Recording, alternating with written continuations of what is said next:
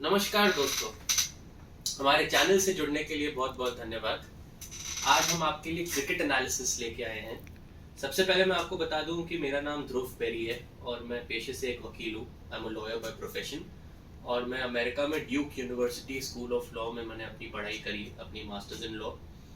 ये YouTube channel से जुड़ने का मेरा ये तात्पर्य है और ये मैं चाहता हूँ कि हम इसके थ्रू आपके लिए कुछ अलग अलग सब्जेक्ट्स पे अलग अलग प्रकार की हम वीडियोस लाते रहें, जिनके थ्रू आप हमसे कुछ सीख सकें और आपके थ्रू हम भी बहुत कुछ सीख सकें। तो वीडियो के दौरान और वीडियो के सब्जेक्ट पर जो भी आपका फीडबैक है, जो आप हमसे डिस्कस करना चाहते हैं, वो ज़रूर आप हमारे कमेंट सेक्शन में लिखकर हमें बताएं। और अगर हमारी वीडियोस आपको अच्छी लगती हैं तो चैनल से ज़रूर सब्सक्राइब करें और ज़्यादा से ज़्यादा लोगों के साथ आगे वीडियोस शेयर करें और लाइक करें। तो मैं आपके लिए तरह तरह के टॉपिक्स पे वीडियोस लेके आऊँगा, जैसे कि स्पोर्ट्स, क्रिकेट, राजनीति, politics, world travel, geography, history, war situations, और आगे हम और भी वीडियोस आपके लिए अपलोड करेंगे। साथ ही में अगर आप हमारे चैनल से जुड़ रहे हैं या जुड़ चुके हैं तो आप देखेंगे कि मैंने अपने चैनल पे म्यूज़िक से रिलेटेड, डांस से रिलेटेड, एडवेंचर स्पोर्ट्स से रिलेटेड जैसे बंजी जंपिंग हो गया, बहुत सारी वीडियोस शेयर करी हैं जो आप अगर देखेंगे तो हमें खुशी होगी। और मैं आपके लिए उस किस्म की भी आगे और वीडियोस लेके आऊँगा और म्यूज़िक का और मूवीज़ का और व्हाट कॉल डांस का, उसके रिगार्ड्स में हम आगे लाइव वीडियोस भी करेंगे जिसमें मैं आपके लिए गाऊंगा भी। तो आज हम शुरुआत करते हैं आज की वीडियो से। और हमारी जो आज की वीडियो है वो क्रिकेट एनालिसिस के ऊपर है दोस्तों। और आज के वीडियो में हम ये डिस्कस करेंगे कि ये साल, जैसे हम सबको पता है, इस साल में विश्व कप हिंदुस्तान के अंदर खेला जाएगा। तो आज की वीडियो का ये टॉपिक है कि विश्व कप में इंडिया की तरफ से कौन से प्रोबेबल 11 खेलने चाहिए। और मैं आपके साथ जो मेरे 11 हैं वो शेयर करूंगा और आपकी जो भी डिस्कशंस हैं, आपकी जो भी सुझाव हैं या आप जो भी कुछ उनके ऊपर डिस्कस करना चाहते हैं और आपकी अगर अपनी कोई टॉप 11 है जो इंडिया को रिप्रेजेंट करने चाहिए इस विश्व कप में 2023 में, तो वो आप हमें कमेंट सेक्शन में लिख के बता सकते हैं और जो भी आपका कमेंट होगा हम उस पर रिप्लाई करेंगे ऑफ कोर्स शो ख़त्म होने के बाद। तो ये मैं आपके साथ हाल ही में भारत की श्रीलंका के साथ भी एक सीरीज चल रही है। As we all know, India is playing against the Sri Lankan cricket team, जिसका सेकंड ओडीआई अभी अभी ख़त्म हुआ है और तीसरा ओडीआई कल तिरुवनंतपुरम ट्राइवेंड्रम में संडे को खेला जाएगा। तो इस सीरीज का हम एक छोटा सा एनालिसिस करना चाहेंगे। इससे पहले हम इंडियन टीम के आने वाले टॉप 11 प्रोबेबल 11 के बारे में चर्चा करें। तो जैसे कि हमने देखा कि इंडिया ने अपने पहले दोनों गेम्स जीत लिए और हमने सीरीज 2-0 से अपने नाम कर लिए। हैविंग सेड सो, हम उतना कन्विंसिंगली या उतना अथॉरिटी के साथ इस सीरीज में नहीं खेले हैं मेरी नज़र में, जैसे कि हम खेल सकते थे। और इसके मेरे हिसाब से कुछ मुख्य कारण हैं जो जिनकी वजह से हमें पुराने जो श्रृंखलाएं हुई हैं और जो लास्ट के जो 2013 की चैंपियंस ट्रॉफी के बाद से लेके अभी तक हमने कोई भी आईसीसी टूर्नामेंट नहीं जीता है, जो इंडियन टीम के लिए एक सरदर्दी बनी हुई है। और अभी इस पे बीसीसीआई ने भी हाल में बहुत सारी बैठक करी हैं, मीटिंग्स करी हैं, जिनमें तरह तरह के सिलेक्शंस के ऊपर भी डिस्कशंस हुए हैं। अब बाकी सारे कारण हो सकते हैं और मेरा ये मानना है कि हमारा आईसीसी टूर्नामेंट में अच्छा नहीं परफॉर्म करने का एक मुख्य कारण, एक main reason, as we all know it, has always been our poor selection and selection issues related to the same. So इसी के रिगार्ड में मैं ये श्रीलंकन सीरीज भी थोड़ी सी एनालाइज करना चाहूँगा। उससे पहले हम थोड़ा सा अगर हम पीछे जाते हैं तो हालांकि अभी हमने बांग्लादेश में जो हमने ओडीआई सीरीज है वो हमने बांग्लादेश के खिलाफ हारी है 1-2 से।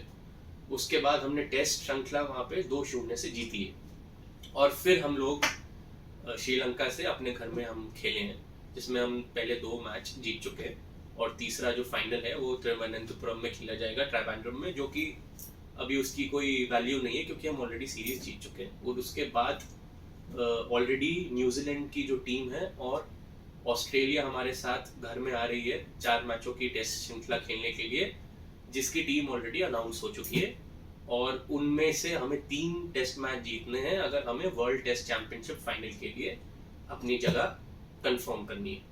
तो जो T20 के प्रोबेबल 11 हैं, जिनके ऑलरेडी कैप्टन अभी हार्दिक पांड्या डिक्लेयर कर दिए गए हैं, और जो टेस्ट टीम है जो ऑस्ट्रेलिया के खिलाफ खेलेगी और जो वर्ल्ड टेस्ट चैंपियनशिप फाइनल में खेलनी चाहिए, उस पर हम एक अलग से वीडियो बनाएंगे और आपके हम तब फीडबैक्स लेंगे। ये जो पर्टिकुलर वीडियो है ये ओडीआई के सिलेक्शन को रिगार्ड में है, और ओडीआई में वर्ल्ड कप में स्पेशली जो इंडिया में हो रहा है उसमें हमारे कौन से 11 खिलाड़ी खेलेंगे। तो दोस्तों, जब हम ओडीआई का जिक्र करते हैं तो सबसे पहली तकलीफ जो सिलेक्शन को लेके हमने हिंदुस्तान में और हिंदुस्तानी क्रिकेट सर्कल में ये देखी है कि जो भी इंसान प्रेजेंट में जैसे अगर हम लास्ट के 2 या 3 साल देखें, जो भी इंसान फॉर्म में होता है, हमारे जो कोच हैं या कप्तान हैं, उनको न जाने जो लोग फॉर्म में होते हैं उनसे क्या तकलीफ है और वो उनको ड्रॉप कर देते हैं। मैं ज़्यादा पीछे नहीं जाऊंगा, मैं सबसे पहले जिक्र करना चाहूँगा बांग्लादेश की टेस्ट सीरीज का। बांग्लादेश की टेस्ट सीरीज का नहीं, बांग्लादेश की वनडे सीरीज का, जिसमें हम 2-0 से पिछड़ रहे थे। बांग्लादेश हमसे 2-0 से आगे थी और तीसरे वनडे में भी हमारा हाल कोई बहुत अच्छा नहीं था, हम स्ट्रगल कर रहे थे और विराट कोहली का शुरू में ही एक कैच ड्रॉप हो गया था। और वहां हम सब ने देखा कि ईशान किशन ने कैसे आके 200 रन की बहुत ही शानदार पारी खेली और हमने किसी तरह अपनी नाक बचा ली। हम बांग्लादेश से 3-0 से नहीं हारे और वो मैच हम जीत गए और हम 1-2 से वो सीरीज हार गए। उसके बाद जो टेस्ट श्रृंखला हुई उसमें पहले ही टेस्ट में कुलदीप यादव ने बहुत ही कमाल का उन्होंने परफॉर्मेंस दिया, जिसमें उन्होंने 8 विकेट लिए और वो 8 विकेट लेने के बाद वो मैन ऑफ द मैच भी रहे। और उस पर्टिकुलर सीरीज के बाद हमने श्रीलंका के साथ एक T20 सीरीज खेली, जिसमें जो अभी अभी खत्म हुई है, जिसमें सूर्य कुमार यादव ने बहुत ही कमाल की बल्लेबाजी की और उन्होंने एक शतक जड़ा, जिसकी बदौलत हम जो श्रीलंका की जो T20 सीरीज थी वो 2-1 जीते, क्योंकि वो 1-1 हो गया था। पहला जीतने के बाद हम दूसरा मैच श्रीलंका से हार गए थे 16 रनों से। और जो थर्ड T20 था वो बहुत क्रूशियल था, जिसमें सूर्य कुमार यादव ने कमाल की पारी खेली। तो अब देखने वाली बात यह है कि जब ओडीआई टीम, हमारे जो कैप्टन है रोहित शर्मा और जो हमारे कोच हैं राहुल द्रविड़, ये जब टीम सेलेक्ट करते हैं तो दोस्तों हमें ये समझ नहीं आता कि ये किस बेसिस पे इन फॉर्म खिलाड़ियों को ड्रॉप कर देते हैं। तो ये जो टीम है जो पहले 2 ओडीआईज में श्रीलंका के खिलाफ खेली है, इसमें सूर्य कुमार यादव नहीं दिखे हैं और इसमें ईशान किशन भी नहीं दिखे हैं, जो अपने लास्ट मैच में जो उनका इंटरनेशनल मैच था, ईशान किशन का वनडे था और सूर्य कुमार का ऑफ कोर्स T20 था। उन दोनों गेम्स में ये दोनों players man of the match थे। और कुलदीप यादव, जिनको फर्स्ट टेस्ट में मैन ऑफ द मैच होने के बावजूद सेकंड टेस्ट में ड्रॉप कर दिया इंडियन टीम ने, और फर्स्ट ओडीआई में श्रीलंका उनको T20 में कोई जगह नहीं दी, जिसमें यजुवेंद्र चहल खेले खराब फॉर्म के बावजूद, और पहले ओडीआई में भी कुलदीप यादव को ड्रॉप कर दिया गया। और हमारे सोर्सेस से और सूत्रों से हमें ये पता चला है कि सेकंड वनडे में भी कुलदीप यादव नहीं खेलते, वो यजुवेंद्र चहल फिट नहीं थे, इसलिए कुलदीप यादव को मौका दिया गया। और हमने देखा कि जब उन्हें मौका दिया गया तो उन्होंने क्या शानदार गेंदबाजी की और वो वापस man of the match declare किए जाए। तो ये जो करंट 11 प्लेयर्स हैं जो श्रीलंका के खिलाफ खेल रहे हैं, हमें और भी बहुत से मैसेजेस आ रहे हैं, क्वेश्चंस आ रहे हैं, जिसमें लोग हमसे पूछ रहे हैं कि क्या आपके हिसाब से ये टीम सही खिलाई गई है। तो उस पर मैं कहना चाहूँगा कि पहले ही गेम से, जो वनडे सीरीज हमने श्रीलंका के अगेंस्ट खेलनी शुरू की, पहले ही गेम से ईशान किशन को रोहित शर्मा के साथ ओपनिंग करनी चाहिए थी शुभमन गिल की बजाय, और सूर्य कुमार यादव को केएल राहुल के स्थान पर खेलना चाहिए था 5वीं पोजीशन पर, और यजुवेंद्र चहल के बदले में कुलदीप यादव को खेलना चाहिए था as a leg spinner in the team. लेकिन वो टीम नहीं हुई। तो हमने जो टीम खिलाई है वो है, हमने रोहित और शुभमन गिल के साथ हमने ओपनिंग की है। तीसरे पे ऑफ कोर्स हमारे विराट कोहली खेलते हैं, चौथे पे श्रेयस अय्यर, 5वें पे हमने केएल राहुल को खिलाया। और ये बहुत ही अजीब सी चीज है कि हमारे देश में कम से कम 4 या 5 अच्छे कीपर होने के बावजूद हम केएल राहुल से जबरदस्ती ओडीआई क्रिकेट में हम उनसे विकेट कीपिंग करवा रहे हैं, जिसका मेरी नजरों में कोई तुक नहीं बनता। ये बहुत ही अजीब सी चीज है कि इतने सारे कीपर्स आपके पास, ईशान किशन है, आपके पास संजू सैमसंग है, ऋषभ पंत ऑफ कोर्स अभी इंजर्ड हो गए, उसके अलावा भी आपके पास और बहुत अच्छे कीपर्स हैं जो कीपिंग के साथ अच्छी बैटिंग करते हैं, लेकिन फिर भी हम केएल राहुल के साथ जा रहे हैं और उनसे हम कीपिंग करा रहे हैं। इससे हम केएल राहुल के करियर को भी नुकसान पहुंचा रहे हैं, क्योंकि वो उन्हें और एडेड प्रेशर दे रहा है। और मेरे हिसाब से जो बंदा ऑन फॉर्म है, केएल राहुल बहुत ही कमाल के खिलाड़ी हैं, बहुत ही क्लास क्रिकेटर है, and when he is on song I think he is perhaps one of the best batsman, very pleasing to the eye to see, as Mr. Harsha Bogle says that he's a batsman of high pedigree, high class. So उनका खेलना तय है future में बहुत सारे games में, लेकिन इस प्रेजेंट स्क्वाड में अगर मैं देखूं तो सूर्य कुमार यादव मेरे ख्याल से इस समय भारत के नंबर 1 बैट्समैन है, T20 में नहीं। हाँ, वो सच बात है कि उन्होंने वनडे में और टेस्ट मैचेस में अभी अपना, टेस्ट मैचेस में तो खैर उन्हें जगह मिली ही नहीं है, और वनडे में अभी तक वो श्रेयस अय्यर और राहुल के कंपैरिजन में अच्छा परफॉर्म नहीं कर पाए, क्योंकि उन्हें बहुत लिमिटेड अपॉर्चुनिटीज मिली है। बट जिस करंट फॉर्म में वो हैं, उनको टीम से बाहर बिठाना हमें समझ ही नहीं आ रहा है। तो मेरे हिसाब से अगर मैं कहूँ तो जब 5वें पे आप केएल राहुल को खिला रहे हो, फिर उसके बाद 6ठे पे ऑफ कोर्स हार्दिक पांड्या खेल रहे हैं, 7वें पे हम अक्षर पटेल को खिला रहे हैं, 8वें पे सेकंड गेम में हमने कुलदीप यादव को खिलाया, और फिर हमारे 3 फास्ट बॉलर्स हो गए, शामी, मोहम्मद सिराज और उमरान मलिक। फर्स्ट गेम में हमने कुलदीप यादव की बजाय यजुवेंद्र चहल को खिलाया। तो ये 11 खिलाड़ी हमने इस श्रीलंकन ओडीआई सीरीज में खिलाए हैं। और न्यूजीलैंड की सीरीज में हमने कुछ चेंजेस किए हैं। अक्षर पटेल और केएल राहुल सीरीज के लिए अवेलेबल नहीं है अपने निजी कारणों की वजह से, because of their personal commitments, and so they will not be playing. अब देखना यह है कि इनकी जगह बैटिंग लाइनअप में हम क्या फेरबदल देख सकते हैं।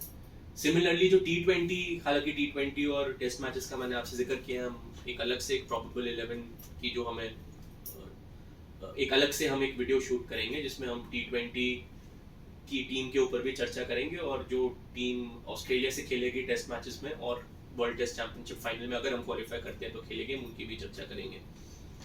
तो अब ये न्यूजीलैंड की जो सीरीज है, इसमें अब देखना ये है कि अक्षर पटेल और राहुल की जगह किसको जगह मिलती है, क्योंकि इस न्यूजीलैंड वाली सीरीज में अक्षर पटेल के बजाय जो रिप्लेसमेंट हमें सुनने को मिला है वो शाहबाज की है, और ईशान किशन भी इस टीम का पार्ट होंगे, और साथ में भरत भी इस टीम का पार्ट होंगे। अब देखते हैं इंडियन मैनेजमेंट किसके साथ जाती है।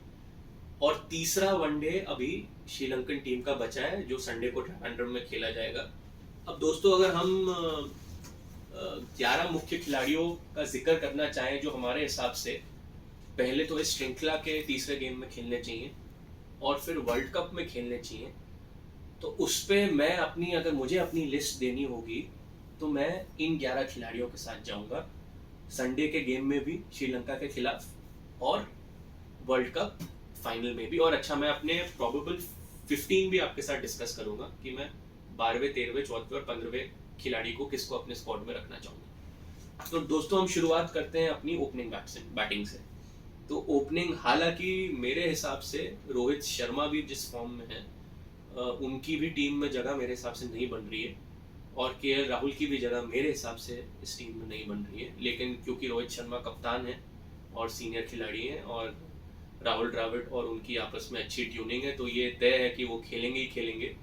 और ये साफ दिख रहा है कि राहुल द्रविड़ और रोहित शर्मा की केएल राहुल को बहुत ही स्ट्रॉन्ग बैकिंग है, इसलिए उन्हें इन फॉर्म ईशान किशन और सूर्य कुमार यादव के ऊपर टीम में जगह दी गई है। तो अगर हम 11 खिलाड़ियों का जिक्र करते हैं तो मैं ओपनिंग करूंगा मैं रोहित शर्मा और ईशान किशन के साथ। और ईशान किशन मेरे कीपर भी होंगे, जो कि नेचुरल है क्योंकि वो विकेट कीपर ही हैं। अब यहाँ मैं कहना चाहूंगा कि ईशान किशन का टीम में खेलना इसलिए भी बेहद ही जरूरी है क्योंकि भारतीय टीम के शुरू के 6 बल्लेबाज राइट हैंडेड, जो they are all right handed batsman and we do not have a single lefty player in the top 4 और द टॉप 6। और ऋषभ पंत के इंजर्ड होने की वजह से, और ये नहीं पता कि ऋषभ पंत की जितनी उनको चोटें आई हैं जो बता रहे हैं, हालांकि सबको पता होगा उनका एक्सीडेंट हो गया था, तो उनकी नी में भी सर्जरीज चल रही हैं और भी उनकी सर्जरीज चल रही हैं। अगर वो फिट नहीं हो पाते हैं और हम ईशान किशन को नहीं खिलाते हैं टीम में, हम संजू सैमसन, केएल राहुल इन सब के साथ परसिस्ट करते हैं, तो हमारी टॉप 6 में वर्ल्ड कप में एक भी लेफ्ट हैंडेड बैट्समैन नहीं होगा, जो मेरे हिसाब से टर्निंग ट्रैक्स पे जहाँ बॉल स्पिन करेगा एक बहुत ही गलत डिसीजन होगा। तो मेरे हिसाब से कंसिडरिंग हमने शिखर धवन को ड्रॉप कर दिया है, तो इंडियन टीम, इससे साफ पता चल रहा है और सुनने में भी हमें यही आया कि इंडियन टीम शिखर धवन के पार जा चुकी है। तो शिखर धवन का वर्ल्ड कप में अनलेस अनटिल कोई बहुत बड़ा मिरेकल हो जाए, हमें नहीं लग रहा कि शिखर धवन वर्ल्ड कप में खेलेंगे। जो पुराने वर्ल्ड कप्स में और पुराने आईसीसी टूर्नामेंट्स में रोहित शर्मा के साथ भारतीय टीम को एक बहुत अच्छा स्टार्ट हमेशा उन्होंने दिया है और एक मुख्य भूमिका उन्होंने निभाई है। तो इसलिए मैं चाहूंगा कि हमारे टॉप 6 में या टॉप 4 में एक लेफ्ट हैंडेड बैट्समैन जरूर रहे। तो मैं ईशान किशन और रोहित शर्मा के साथ ओपनिंग करूंगा। मेरे जो नंबर 3 खिलाड़ी हैं दोस्तों, ये इसमें एक बहुत ही स्ट्रॉन्ग डिलेमा है। आप चाहें तो आप नंबर 3 विराट कोहली के साथ भी परसिस्ट कर सकते हैं, या आप चाहें तो आप नंबर 3 पे सूर्य कुमार यादव को भी खिला सकते हैं, क्योंकि वो गेम चलाने वाले खिलाड़ियों में से। लेकिन क्योंकि विराट कोहली हमेशा ही नंबर 3 पे उन्होंने बैटिंग करी है, तो हम 3 पे विराट कोहली के साथ जाएंगे।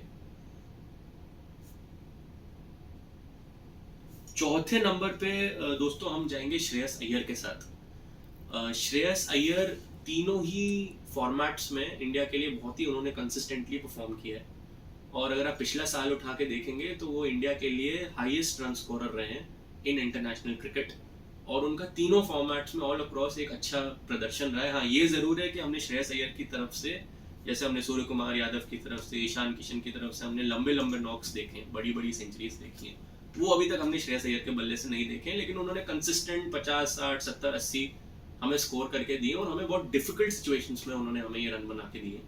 तो श्रेयस अय्यर के साथ मैं उनको फ्रीज करना चाहूँगा।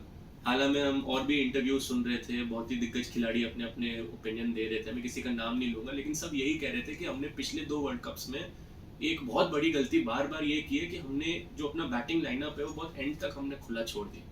तो देखा ये गया कि पिछले वर्ल्ड कप में भी कि नंबर 4 पे कई टाइम तक अंबती रायडू खेल रहे हैं, और बाद में हमने नंबर 4 पे सडनली विजय शंकर को खिला दिया, जो मेरी समझ के बाहर है। नंबर 4 एक बहुत बड़ी सरदर्दी थी पिछले वर्ल्ड कप में हमारे लिए, और इतने सारे ऑप्शंस होने के बावजूद we couldn't come up with a number 4 position in the last world cup. तो मैं ये नहीं चाहता कि हम कोई भी पोजीशन, कंसिडरिंग हमारे पास इतने सारे ऑप्शंस हैं और अब बहुत ही कम गेम बचे हमारे पास, हमें न्यूजीलैंड से खेलना है, हमें ऑस्ट्रेलिया से खेलना है, श्रीलंका की सीरीज ऑलरेडी पूरी हो चुकी है, और हमें 1-2 और श्रृंखलाएं खेलनी है, और उसके बाद वर्ल्ड कप सर पे खड़ा है।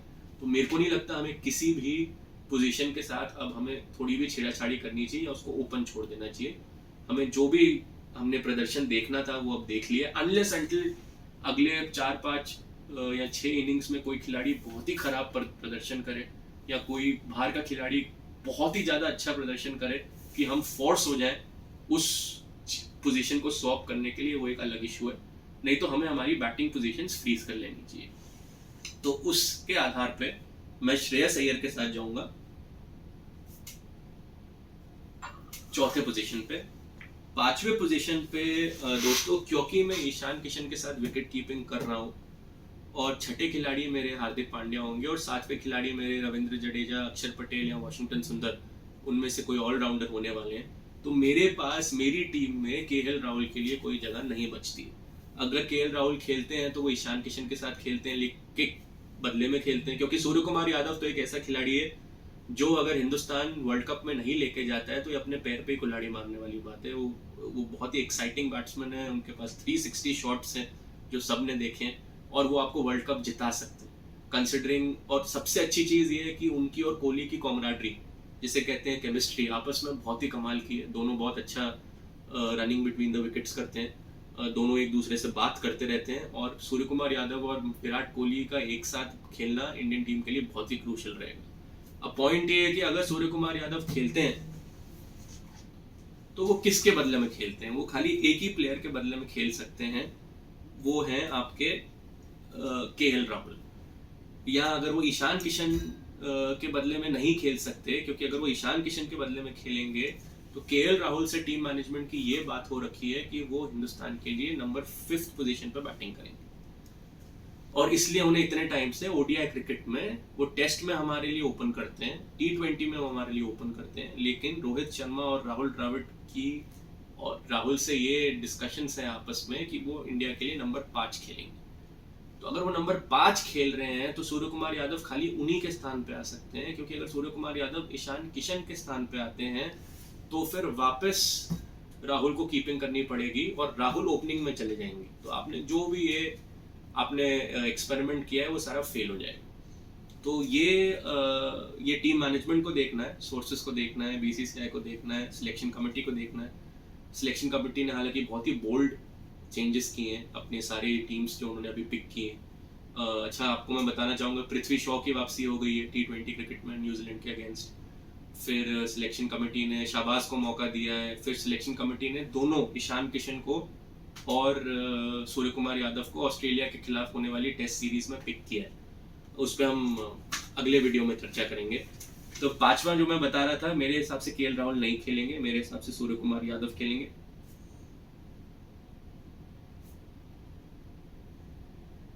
और 6ठे पे हार्दिक पांड्या का खेलना तय है।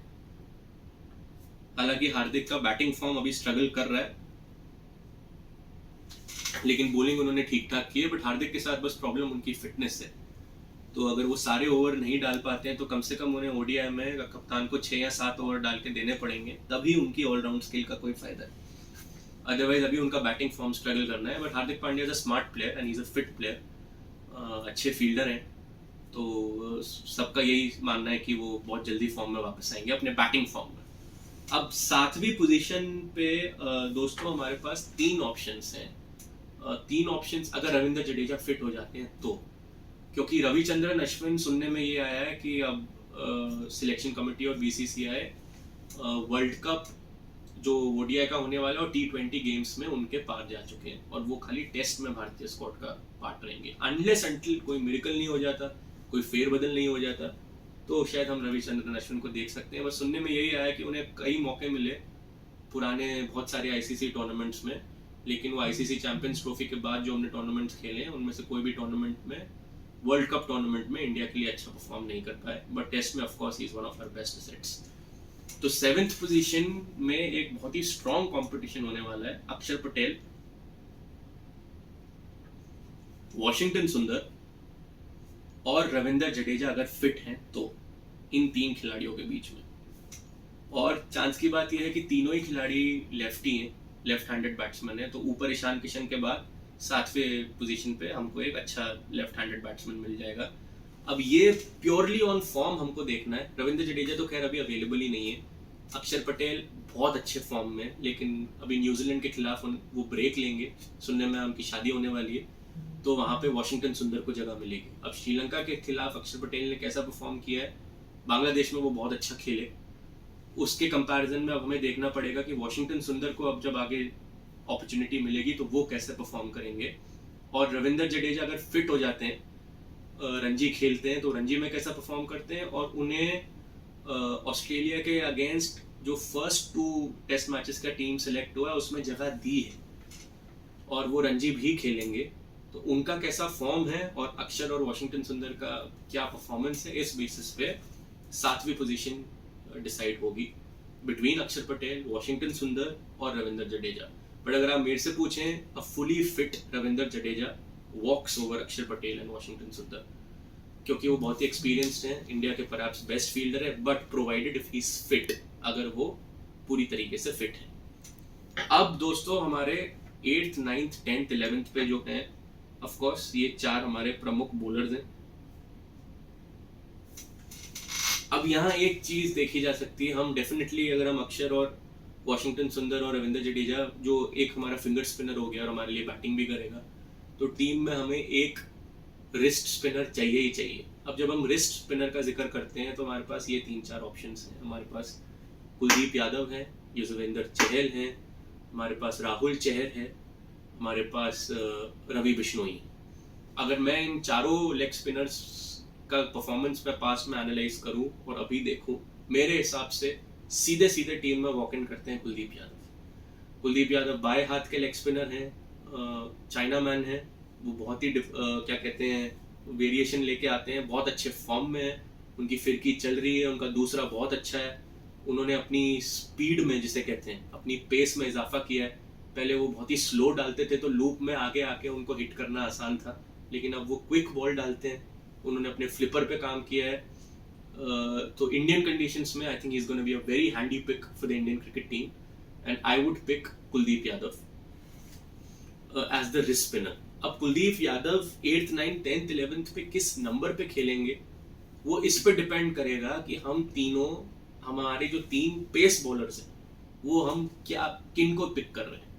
अगर हम 3 प्योर बॉलर्स पिक कर रहे हैं जो बैटिंग नहीं कर सकते, जैसे अभी हम श्रीलंकन सीरीज में खिला रहे थे, श्रीलंकन सीरीज में हमने शामी को, मोहम्मद सिराज को और उमरान मलिक को खिलाया। अब प्रॉब्लम ये कि इन तीनों में से कोई भी बल्लेबाजी नहीं कर सकता, तो जब कोई बल्लेबाजी नहीं कर सकता तो 7वीं पोजीशन के बाद आपका 8वीं 9वीं 10वीं और 11वीं, your 8th 9th 10th and 11th position are pure bowling positions, जहां पे से कोई आपके लिए आके बल्लेबाजी नहीं कर सकता, unlike some of the other teams like England. अगर हम इंग्लैंड का जिक्र करें तो इंग्लैंड की टीम में 10वीं 11वीं पोजीशन तक सब बल्लेबाजी करते हैं। आदिल रशीद आते हैं कभी कभी 10वीं या 11वीं पोजीशन पे, जो फर्स्ट क्लास क्रिकेट में सेंचुरी मार चुके हैं। तो वहां पे अगर 7वीं पोजीशन के बाद 8वीं पोजीशन पे आपके पास कोई ऐसा प्लेयर नहीं है जो बैटिंग ही नहीं कर सकता, वो आपके लिए बहुत प्राइम कंसर्न है।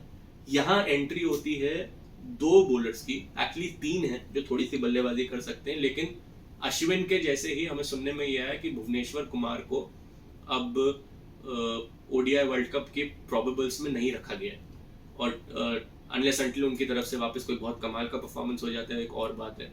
तो उनके अलावा आपके पास 2 प्लेयर्स बचते हैं, एक है शार्दुल ठाकुर 8वीं पोजीशन के लिए जो साथ में गेंदबाजी भी करें, एक है दीपक चहर।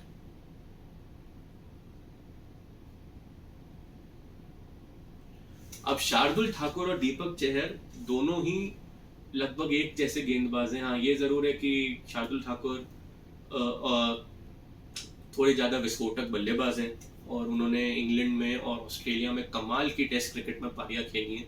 दीपक चहर ने 1-2 वनडे में बहुत कमाल की पारी खेली। एक मैच याद आता है श्रीलंका के खिलाफ जो उन्होंने एंड में भुवनेश्वर कुमार के साथ बैटिंग करके जिताया था। लेकिन अगर मेरे को इसमें से चूज करना है तो मैं शार्दुल ठाकुर को चूज करूंगा, लेकिन अगर शार्दुल ठाकुर टीम में खेलेंगे तो आपको 3 मेन पेस बॉलर्स में से एक को हटाना पड़ेगा।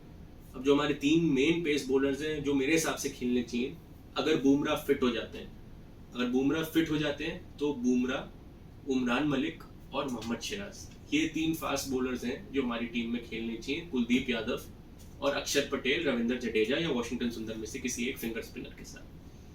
लेकिन ये इंडियन कंडीशंस पे एक रिस्क भी हो सकता है, क्योंकि यहाँ पे लंबे टोटल्स होंगे। जो भी कोई साइड बैट करेगी पहले वो 350 पौने 400 के आसपास बनाएगी, और जब आप चेज करोगे तो चेज में आपको एक डीप बैटिंग लाइनअप चाहिए जो एंड तक चेज करने की क्षमता रखता हो। इसलिए अगर मैं जाऊंगा तो मैं जाऊंगा क्या कहते हैं शार्दुल ठाकुर के साथ 8वें पोजीशन पे मेरे अक्षर और वॉशिंगटन सुंदर या रविंद्र जडेजा के बाद शार्दुल ठाकुर खेलेंगे। अगर वो आने वाले गेम्स में बहुत कमाल का परफॉर्म कर दे तो, अदरवाइज मैं शार्दुल ठाकुर को खिलाऊंगा। By the way Shardul Thakur को भी पिक किया गया है आने वाली सीरीज में न्यूजीलैंड के अगेंस्ट, तो मैं शार्दुल ठाकुर के साथ जाऊंगा। और 9 पे मेरे खेलेंगे कुलदीप यादव,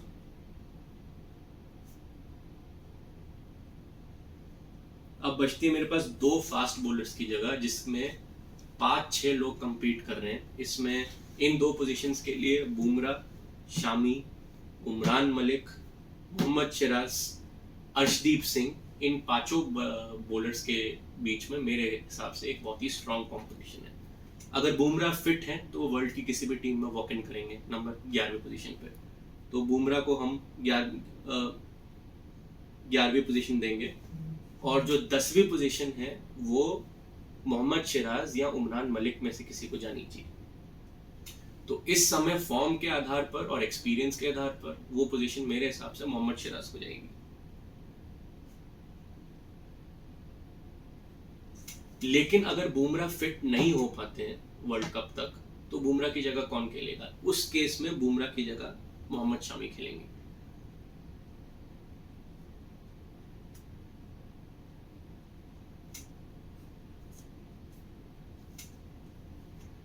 तो हमारे जो 5 बॉलर्स निकल के आ रहे हैं वो अक्षर, वॉशिंगटन सुंदर, रविंद्र जडेजा में से कोई एक फिंगर स्पिनर, रिस्ट स्पिनर हमारे हिसाब से कुलदीप यादव खेलने चाहिए। मेरे हिसाब से वो रवि बिश्नोई, राहुल चहर और युजवेंद्र चहल से बेटर ऑप्शन है।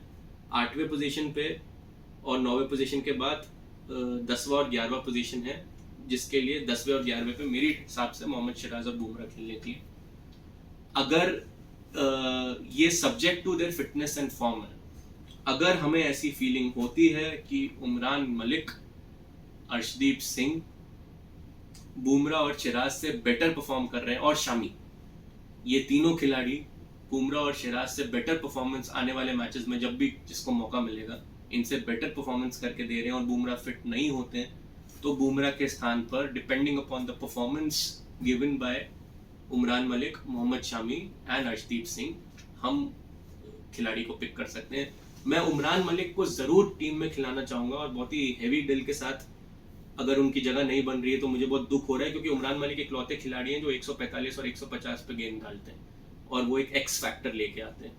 तो मैं उमरान मलिक को जरूर टीम में रखना चाहूंगा। लेकिन प्रॉब्लम ये है, अगर बुमराह फिट है और एक मुझे ऐसा बैट्समैन चाहिए जो थोड़ी सी बैटिंग कर सके, जो शार्दुल ठाकुर हो गए, तो मेरे पास एक ही जगह बचती है। अब वहां पे अगर मैं उमरान मलिक को खिला रहा हूँ तो मुझे मोहम्मद सिराज को हटाना पड़ रहा है, या शामी को हटाना पड़ रहा है, या अर्शदीप सिंह। लेकिन अर्शदीप सिंह एक बहुत बड़ा खुलासा है दोस्तों।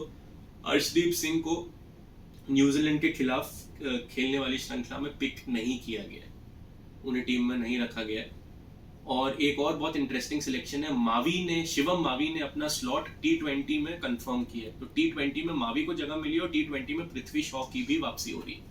तो मावी भी बहुत ही कमाल के गेंदबाज हैं, और देखा गया है कि जब वो नीचे आते हैं तो अच्छे हिट भी लगाते हैं। तो मावी पे भी हमें नज़र रखनी है, और पृथ्वी शॉ की ओपनिंग पे भी हमें नज़र रखनी है। पृथ्वी शॉ एक बहुत ही क्लास ओपनर है, तो अगर वो अच्छा परफॉर्म करते हैं तो उन्हें भी एक मौका दिया जा सकता है।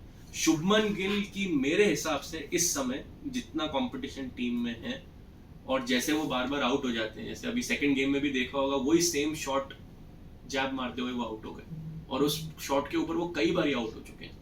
मेरे हिसाब से जब राहुल भी रेकनिंग में है, जब सूर्य कुमार यादव को बाहर रखा जा रहा है, जब ईशान किशन को बाहर रखा जा रहा है, ऐसे खिलाड़ी जो 200 मार रहे हैं और मैन ऑफ द मैच ले रहे हैं, सेंचुरी मार रहे हैं और मैन ऑफ द मैच ले रहे हैं, इतने स्ट्रॉन्ग कंपटीशन में मेरे हिसाब से शुभमन गिल की जगह नहीं बनती है। मैं शुभमन गिल के ऊपर सूर्य कुमार यादव और ईशान किशन को एनी डे प्रेफरेंस दूंगा। पृथ्वी शॉ डिपेंडिंग अपॉन अभी हाल ही में हमने सुना है उन्होंने एक गेम में 389 रन करे, और उसके बेसिस पे उन्हें पिक किया है न्यूजीलैंड के अगेंस्ट T20 में, ओडीआई में नहीं।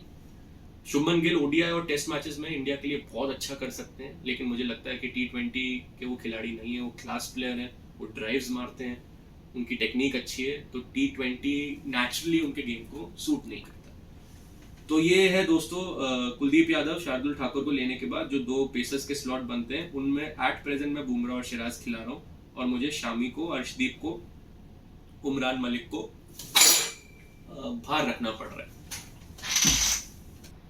ठीक है, तो ये था दोस्तों। तो हमारे वर्ल्ड कप के प्रोबेबल 11 ये निकल के आए हैं। रोहित शर्मा और ईशान किशन के साथ हम ओपनिंग कर रहे हैं। कोहली हमारे नंबर 3 है, श्रेयस अय्यर 4 हैं, सूर्य कुमार यादव 5 हैं, हार्दिक पांड्या 6 हैं, अक्षर, वॉशिंगटन सुंदर या रविंद्र जडेजा में से कोई हमारे लिए 7वें पोजीशन पे खेलता है। 8वें पोजीशन पे हमें कोई ऐसा बॉलर चाहिए जो थोड़ी सी बैटिंग भी कर सके, वहाँ शार्दुल ठाकुर या दीपक चहर में से कोई एक खेलेगा, मोरले शार्दुल ठाकुर खेलेंगे। 9वीं पोजीशन कुलदीप यादव की तय है, वो हमारे रेस्ट स्पिनर है, हमें ख्याल से बेस्ट लेग स्पिनर है। और 10वीं और 11वीं पोजीशन सिराज और बुमराह को जाती है, और depending upon the performances shown by Shami, Arshdeep, Umran Malik, Mavi और एनी अदर पेसर इन पे कंसिडर किया जा सकता है। ये हमारे प्रोबेबल 11 है, और अगर आप देख लेंगे तो हमारी 15 की भी स्क्वाड यहाँ पे तय है। तो अगर हम सिराज और बुमराह सिराज और बुमराह के साथ जा रहे हैं और हम शार्दुल ठाकुर के साथ जा रहे हैं, कुलदीप यादव के साथ जा रहे हैं, तो 12th 13th 14th 15th position में हमें ऑटोमेटिकली 4 मिल गए। तो 2 हमको बॉलर्स मिल रहे हैं, एक हम बैकअप में ऑफ कोर्स कुलदीप यादव की जगह यजुवेंद्र चहल को रखेंगे जो हमारे 12वें खिलाड़ी हो गए। एक पेसर, अगर बुमराह और सिराज खेल रहे हैं तो आपके शामी और उमरान मलिक, वो 13th और 14th वो आपके बैकअप स्क्वाड में रहेंगे। और जो 15th है वो ऑफ कोर्स आपका बल्लेबाज होगा, जो कि मेरे हिसाब से केएल राहुल रहेंगे। इन केस ईशान किशन या सूर्य कुमार यादव में से किसी को अगर इंजरी हो जाती है तो वो वॉक इन है। तो ये हमारे 15 प्लेयर्स हो गए, probable 15 for the world cup 2023 to be played in India. मैं नाम एक बार वापस रिपीट कर देता हूँ इन 15 प्लेयर्स के। रोहित शर्मा, ईशान किशन, विराट कोहली, श्रेयस अय्यर, सूर्य कुमार यादव, हार्दिक पांड्या, अक्षर पटेल, वॉशिंगटन सुंदर या रविंद्र जडेजा में से कोई एक जो बेस्ट फॉर्म में हो, शार्दुल ठाकुर या दीपक चहर में से कोई एक, कुलदीप यादव, मोहम्मद सिराज और बुमराह या मोहम्मद शामी में से एक, depending upon the fitness. 11 to be playing on the field. उसके अलावा जो बफर में आप 4 रख रहे हो 12 13 14 15 में, उसमें आप इन सारे खिलाड़ियों में से आप बहुत स्ट्रॉन्ग कंपटीशन है। तो बट मैं अगर मुझे 4 और पिक करने हैं तो मैं राहुल को रखूंगा टॉप 15 में फॉर श्योर, मैं यजुवेंद्र चहल को रखूंगा टॉप 15 में, मैं शामी और उमरान मलिक को रखूंगा टॉप 15। तो ये मेरी प्रोबेबल प्लेइंग 11 एंड 15 हो गई विश्व कप के लिए। आपकी जो भी राय है, आपको जो लगता है टीम में चेंजेस होना चाहिए, किसको टीम में खेलना चाहिए, किसको नहीं खेलना चाहिए, आप मोस्ट वेलकम है। आप कमेंट सेक्शन में लिख के बता सकते हैं। मैं सबके कमेंट्स को, जितनों को भी पर्सनली रिप्लाई कर सकूँ, मैं खुद रिप्लाई करूँगा। और ये हमारा क्रिकेट पे प्रोबेबल 11 वर्ल्ड कप का वीडियो था। उम्मीद है आपको अच्छा लगा हो, और इसके बाद हम आपके लिए और भी सब्जेक्ट्स पे वीडियोस लेके आएंगे, और अगला वीडियो हम किस सब्जेक्ट पे लेके आ रहे हैं आपको बहुत ही जल्दी पता चल जाएगा। अगर हमारा वीडियो आपको अच्छा लगा हो तो उसे शेयर करिए, लाइक करिए और चैनल को सब्सक्राइब करिए। Thank you so much. और चैनल के ऊपर जो अपडेट्स हैं और चैनल के वीडियोस को देखते रहिए। Thank you so much.